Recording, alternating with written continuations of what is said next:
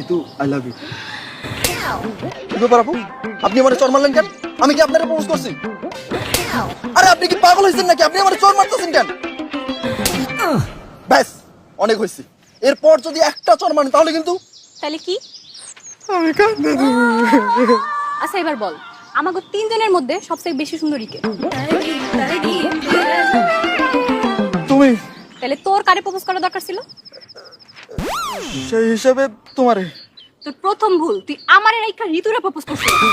তোর দ্বিতীয় ভুল, তুই আমারে আপু কইছস। তোর তৃতীয় ভুল, তুই আমারে পাগল কইছস। প্রথম তিনটা থাপ্পড় মারছি তোর ভুলের জন্য, আর পরের তিনটা যেন এই ধরনের ভুল আর জীবনও না করিস এই জন্য। এখন দৌড়া যা। নীলয় যেহেতু আমারে প্রপোজ করছে, থাপ্পড় মারলে আমি মারুম, তুই মারার কে? আরে ইগো হার্ট হয়ে গেছিল। আর তোরে তো আমি আগেই কইছি যে আমার প্রেম হওয়ার